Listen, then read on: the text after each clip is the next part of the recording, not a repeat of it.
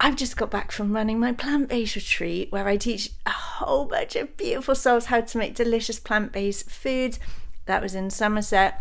And I got home and had a whole load of tomatoes left over that we didn't use. So I thought, what a wonderful opportunity to make my roast tomato soup.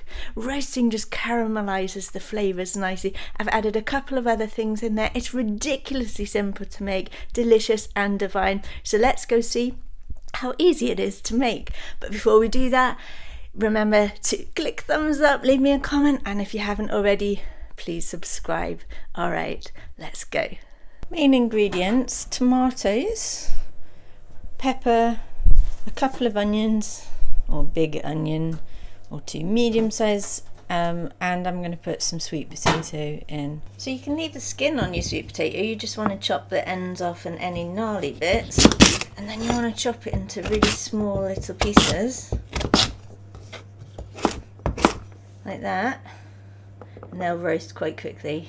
So you want to give your sweet potatoes a little bit of a head start and get those in 10 minutes before you roast the other things. Just pop them on an oven tray as they are. So you just want to slice your onions and your peppers.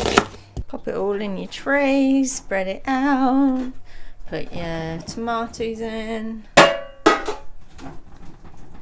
Just spread it out nice and evenly. Pop them in the oven. There we go, they're ready.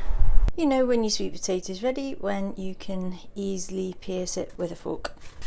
And the sweet potatoes just add a nice little bit of body and creaminess. Just pop them all in your pan. There we go. About 15 minutes, that's all you need to do.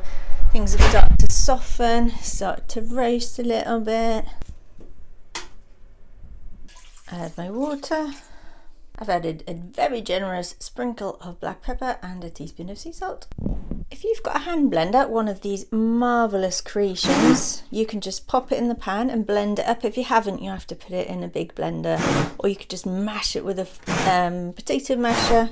You can keep rustic chunks in there and just pulse it, or you can blend it until it's super smooth. That's a personal preference. I don't know about you, but I quite like having a little bit of rusticness in there. And then finally, I want to grab a big handful, and I'm talking a big handful of parsley. You might want to take out some of the stalks if you've got stuffed stalks in there. I can't say it properly. And then bring it all together and chop into tiny little parsley pieces and put it all into your soup.